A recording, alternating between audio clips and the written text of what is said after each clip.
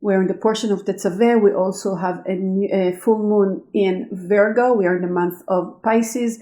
And since Pisces and Virgo are always opposite, so if we are in the month of Pisces, the full moon will always going to be in Virgo. So you see, it's not different energy every year. It's always the same. Pisces will always go, it will be the axis of Virgo. And what does it mean for us? So let's start with the portion of Tetzaveh. Tetzaveh means to command. And you should command to the people of Israel. The Creator is telling Moses. And he's not telling you command them. It says, and you command them. And there's few versions of it. So first of all, Kabbalistically, when coming from the secret point of view, the letter Vav, ve'ata tetzaveh, and it's not ata tetzaveh, it's ve'ata with the Vav, and we know that Vav is Zeir Anpin. Okay, Vav is Zeir Anpin. Before we're going to talk about the Vav, let's continue. Vayikhu elecha shemen zait zach katit lama'or, and they should take olive oil, pure olive oil. Okay, and we already know that the olive oil is the abundance that come to us from the upper world. We know it from Hanukkah as well, when we light the candle, and we always bring the light. If you remember, we take the candle that we light the menorah with, and we take him up, and then down we are drawing the light from Bina to Malchut. Right? So we're bringing the light. So for us, and Vav is the Vav HaChibur, is the Zeir Anpin, is the pipe that coming from above. So ve'ata tetzaveh bnei Israel vayikhu elecha shemen zayin katit, it means that's our opportunity. The Creator is commanding basically us to take the abundance from the upper world and draw it into the world of us, in the world of action. All right? And we know with every physicality, when we want things on a physical level, and if we are like even just lighting the menorah, but we don't have the consciousness of drawing the light from the upper world, we are not really connecting. Okay, we're still having the lack. Because with every desire we have, even if we receive it, we're still feeling lack out of it. That's why we always want more. I want something to my life and I get it, and like 5 minutes after I want something else, or I want something more, because it's always coming with lack. If we are not drawing the light from the upper world to this world, then we're always staying with the lack. Therefore, I want to bring the new moon of Virgo into this, because when we, full moon. When we have a full moon, we know moon represent lack, right? Because, we have the sun that's having the light that doesn't need anything, and the moon is always receiving from the sun. So the moon is always in a lack, looking for the light of the sun to come and fulfill the moon. So moon in our chart always represent a reactive nature. And why we're reactive? We're reactive because we don't have something. Right? Something is missing, we feel something that we don't have, and then we become reactive. If we are angry, it's because we feel we are lacking respect, or someone doesn't listen to us. If we are sad, it's because we don't have, again, what we want. So every reactive nature comes from a lack. Okay, so when we're talking about the moon, full moon, it means the lack versus the fulfillment, the sun, because when we have a full moon, is the sun on one side, and it's always opposite the moon. So we have the sun is the shining, is the light, versus the full capacity of our lack. Okay, so if we're talking about the lack of Virgo, it doesn't mean that Virgo are not good people. We're just talking about the sign itself. And Virgo is controlled by Mercury, and Mercury is the brain. Okay, now we talked so many times that the brain needs to tell the heart what to do. But even the brain, when we know something, let's take science, for example. Science knows a lot of things, right? They discover amazing things, but it's only coming from the head. And that Virgo is opposite Pisces. Pisces is, like we spoke last week, Pisces is the closest to the creator because it's it's in the upper, it's already connected to the upper world. It's the last sign of the zodiac. Therefore, it's the most connected. It has the most affinity with creator. And after Pisces, we're going into Aries, which is the farthest from the creator. And please, Aries people, don't think that you're far from creator. I always say that we're talking about a cycle of zodiac and a cycle of energy. All right, because Aries, it's about the me. It's me. So I'm far away from my potential of being in affinity with the light. Affinity with the light, it means of sharing, right? Of to be all sharing versus all receiving. So Pisces will be a lot of sharing. Aries will be receiving. Okay. Sorry. So we have that full moon that the brain. If it doesn't bring, if we're not drawing the light, if we're not drawing the light and bring the creator in everything, then we're always going to come from lack. That's why science will never going to save the world, or any of the leaders. If any of the leaders that are really, really want to be a great leader, if they don't bring the creator together with them, they come to a place of power. And we know that power corrupt. Why power corrupt? Because it's me. I'm the leader. I'm the one who's helping. I'm the one who's saving. I'm the one. So if there is no energy of someone is above me, there is creator, and I want to connect to that creator, then there's a lot of power, and power corrupt. All right? So the power of the mind by itself is not enough, because who knows more than us? That we can have an excuse for everything in life.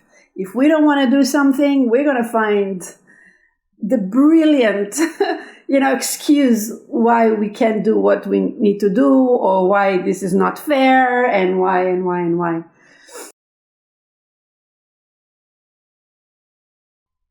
It says in the Torah, "Ve'ata akrev elecha et Aaron achicha ve'et banav ito." And again, ve'ata, we still have ve'ata. The creator is still talking to Moses, and he says ve'ata, and you, and that vav is again drawing that energy from the upper world, because when we are not drawing that energy from the upper world, everything has an end, and every lack creates more lack, right? But when we're drawing the light and we bring the affinity into it, we bring the netzach, the infinity into everything that we do, then there is a continuation. And there is another extra vav here. So you can be a priest to me, to the creator, right? But in Hebrew it says lechahen, but here it says lechahano. It means there is extra vav again. Okay, there is extra vav. And the Zohar is saying,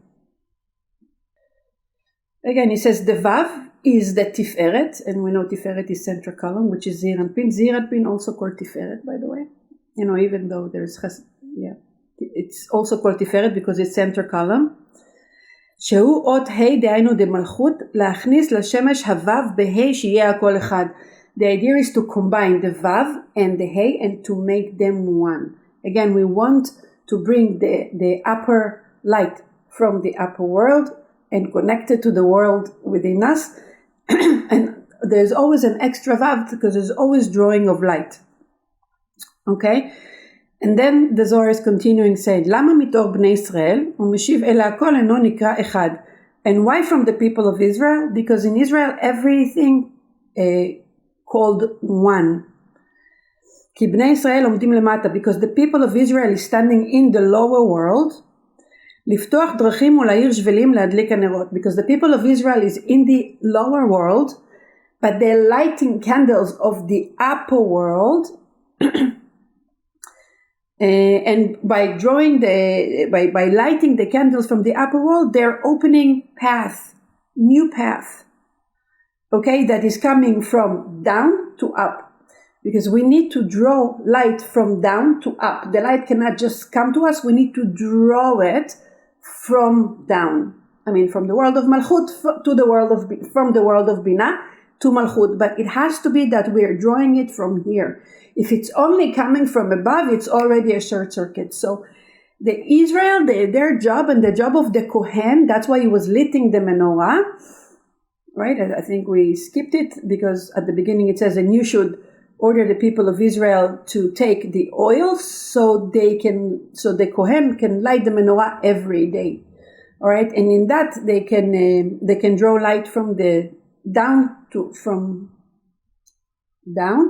from up. Okay, I hope I'm saying it right, because light by itself cannot come if we're not drawing it, if we're not asking for it, if we're not making an action that to bring it down.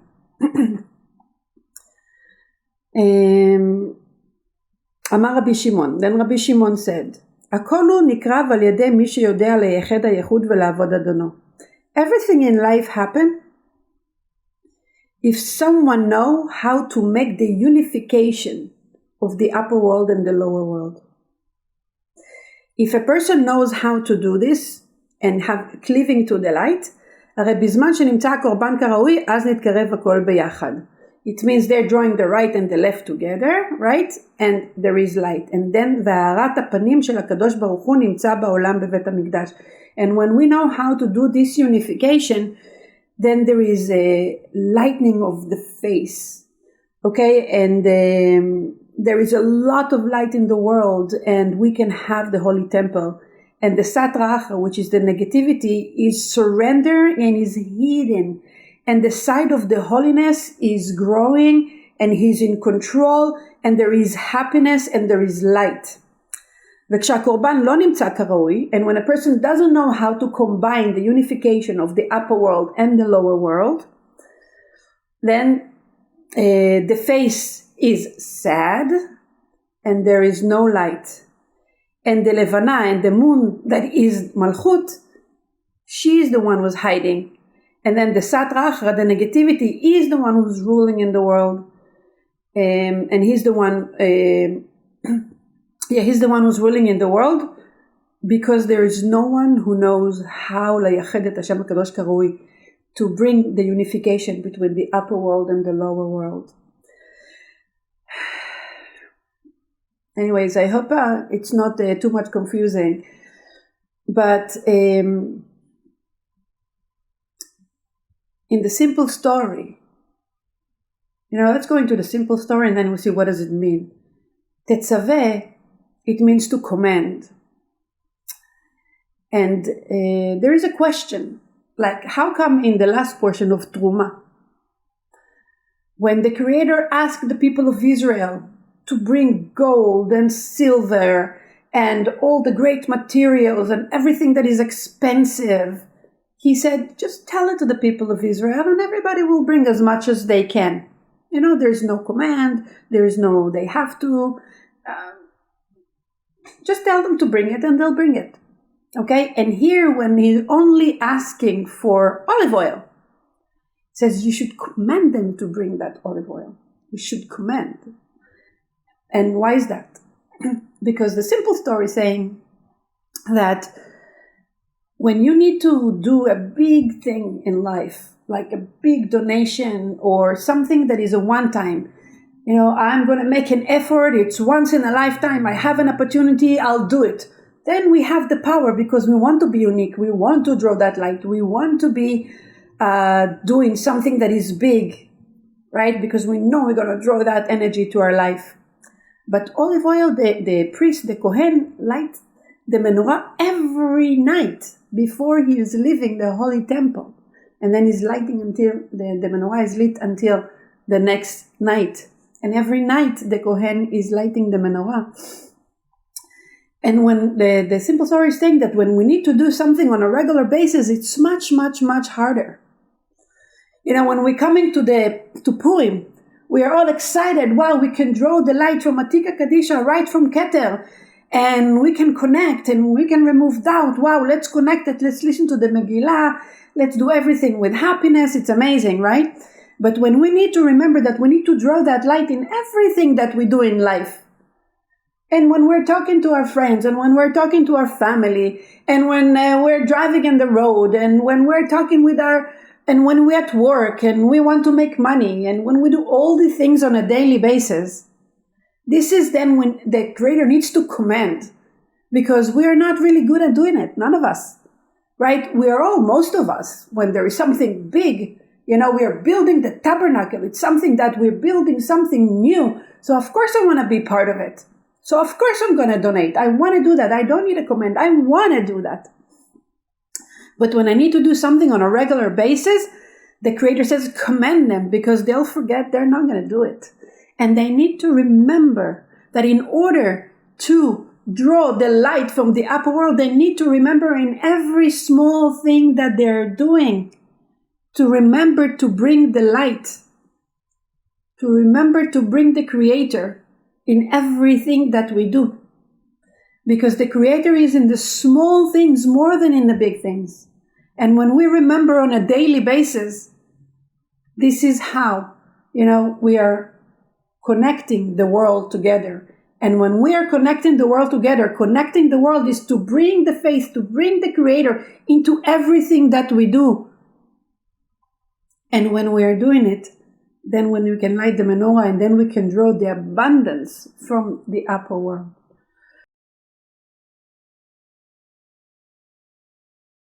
Poverty is a state of mind, right? Poverty is a state of mind, and it's always start with the mind.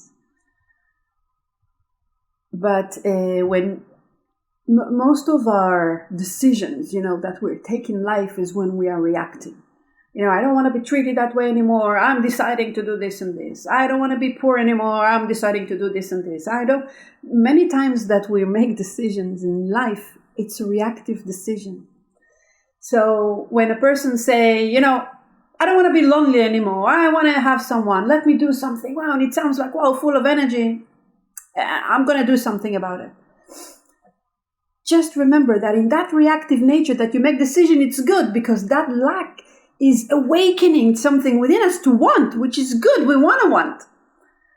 But always bring the Creator with it. So you're not coming out of lack.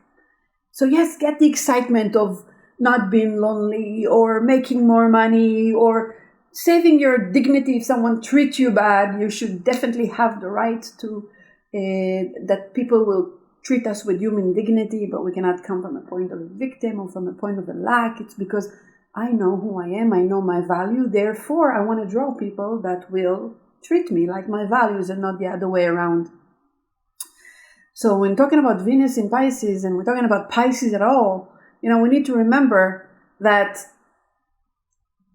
when we are making decisions, we want to make decisions not from being reactive. Okay, and then we can also use that energy of Venus, and like I said, soon she's going to meet the Sun, and she's going to meet Neptune, which is the higher octave of Venus, and they're both going to be together, exalted. Neptune is his own sign, Venus exalted in Pisces, so we can draw that abundance. And remember, that abundance is that olive oil that the Torah is talking about. And if we're drawing it, because we understand that it's not in our hands, that yes, I'm willing to do whatever it takes, but it's really someone above me, that give me that power, that I want to bring that energy from above. Therefore, I'm unifying the world, and then there is happiness and light. And the Satra has no way to control, is hiding, like the Zohar is saying. All right, but we don't know how to unify it. I want something, as I reactive, I went and I got it temporarily, and then oops, it's gone, and then I'm finding myself in the same lack. The rest of the portion basically is talking about the clothing of the Kohen, the clothing of the priest. I don't want to talk about all of them, but I just want to mention one of them. Okay, and this is the Choshen. The Choshen is the plate that was on the heart of the Kohen. And it says, Vasita Choshen Mishpat. And you should do Choshen from justice. And what does it mean, justice? Because we don't know what justice is.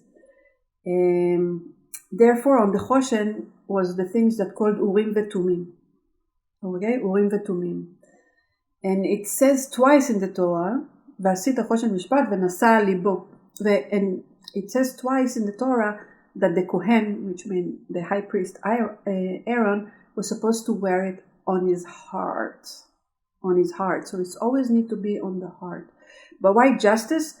Because I'm saying lucky them, they had Aaron and they had the Urim V'Tumim. When they didn't know if something is right or wrong, all they had to do is to ask the Urim V'Tumim.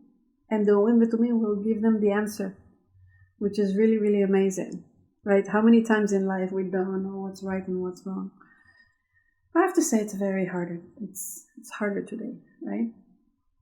So, but the most important thing that twice the Creator is asking to put the choshen, the plate, and the Urim V'Tumim on the heart of Aaron.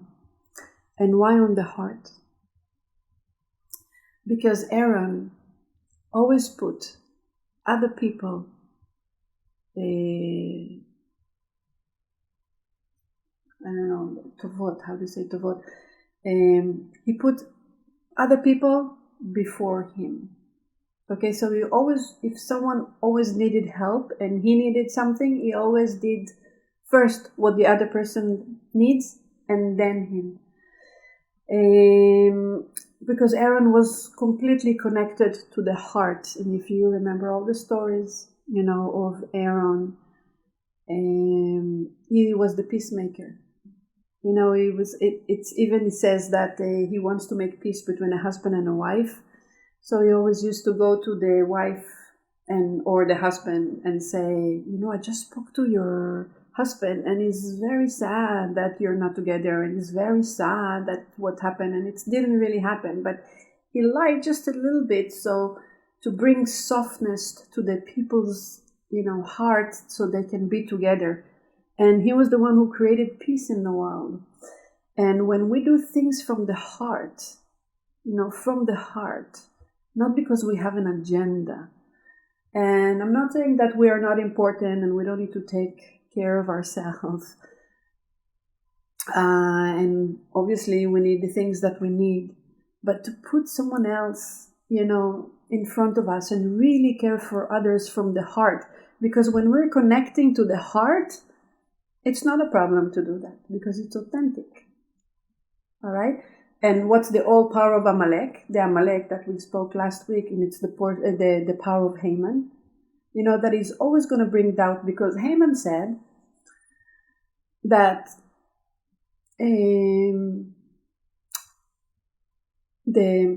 basically said whatever the German guy said, that whatever Darwin said, whatever the science and the brain said, because that the stronger people will survive and the weak people has to go away. All right.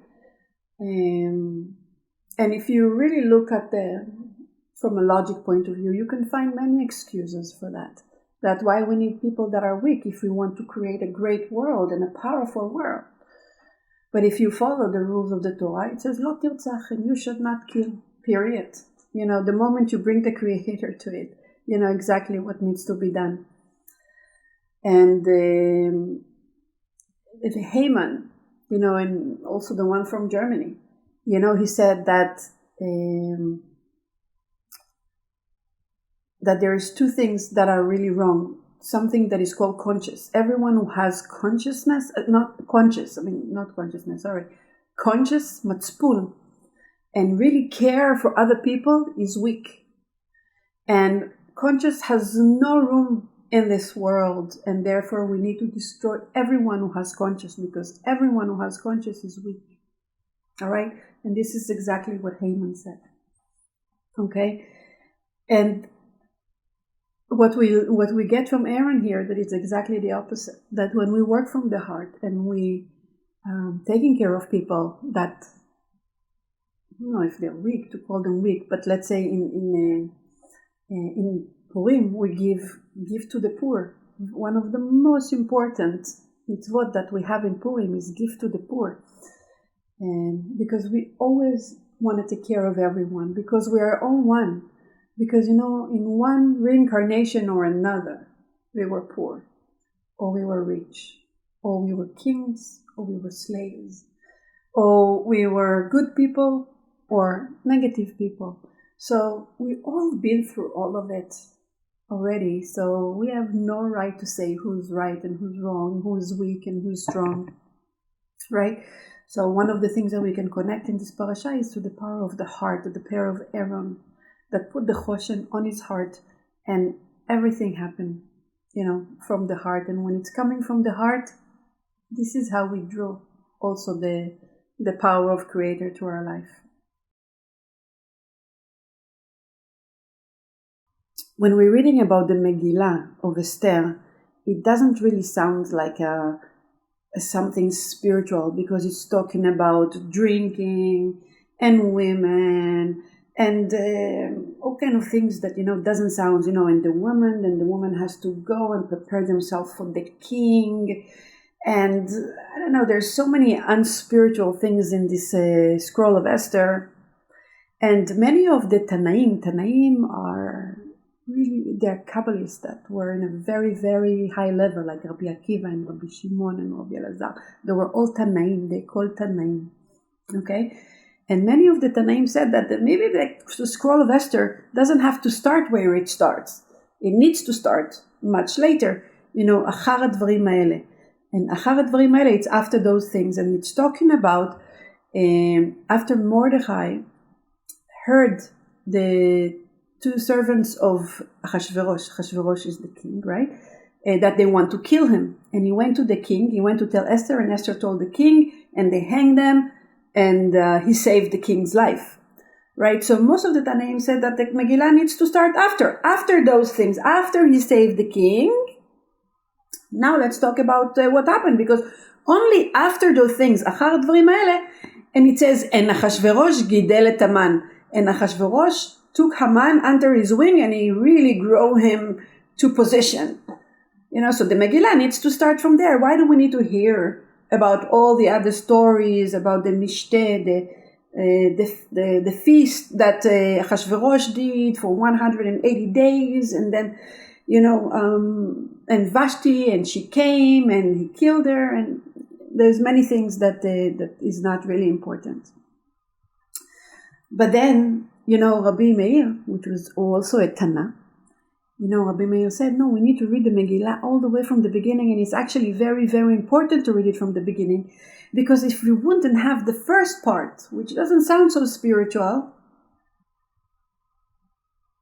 again, sometimes like in life, things looks like that they don't mean anything in our life, but without those things that doesn't mean anything, the other part, Achar advarim ha'ele, will not really happen or end the way it ended.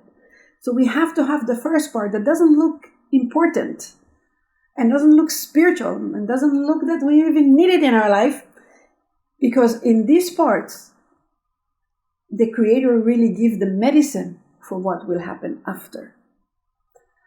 All right, and it's a beautiful, beautiful lesson, because everything in life is made out of puzzle. It's a picture that's made out of puzzle, and every piece is important. Every piece is important, and we cannot skip any part or any step, and everything is important. For example, it says in the Megillah that Vashti, and by the way, we know Kabbalistically that Vashti is really representative of the Satracha, but I'm not going into the Kabbalistic story right now. He was asking Vashti to come and show herself without clothing, and we know that without clothing is without the clothing of the light. It's very hard not to go to the secret, right? To come without clothing and to show herself, because you want to be proud of her. And she said no. And obviously she said no because she didn't really appreciate him, because the king Achashverosh didn't really came to kingdom because of his own merit. It's because he married good. Okay, and really the princess was Vashti and not the king Achashverosh. So she was like telling the servants, go tell them that who do you think you are, that you asked me to come, and you are only the one who took care of the horses, of my father. And my father, he drank so much and he never got drunk. And look at you, you drank a little bit and look at you, you're a piece of you know what, right? So he got really mad and he wanted to kill her. Before he wanted to kill her. So the servants came to him and they say, do you know what's going to happen now? That every woman in the kingdom will feel that she can tell her husband what to do and she can treat her husband like that. And if you're not going to take care of that queen, it's going to be example that every woman in the kingdom will start to control their husband. Right? So then, Hashverosh, when we know he was not the smartest person in the world, he said, okay, let's kill Vashti, right? And they killed her. But the Gemara is saying, for example, that if that part, that sounds so not spiritual, right? If that part will not happen, that every man can control his wife and the wife cannot say no. And I want to go here, yes, to the secrets, because we know about men and women is Zeir Anpin and Malchut, and it's not about that the light is chauvinist and doesn't like women, okay? But in the simple story, all right, if the decree that every woman must obey the man, if that degree, stupid degree, that wouldn't happen, when the servants of the king went to look for Esther, Mordechai could have said, oh, she didn't listen to me, she just left, right? She went to France, I don't know where she is. But he couldn't say that. Because there is an order from the king that every woman has to obey. So Esther did not have a choice but to go to the king.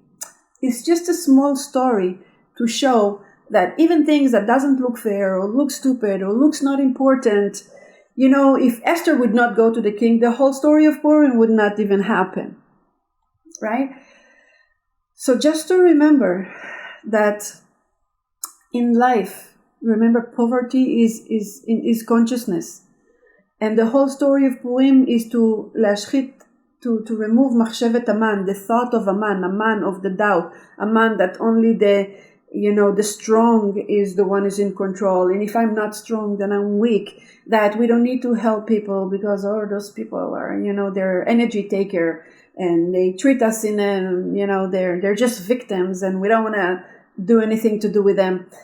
And we want to destroy that consciousness of doubt, and we talked about doubt last week. It's the doubt that there actually is creator and there is order and everything is happening in the right time and everything that we're going through in life has a purpose, even if we don't see that purpose in that moment.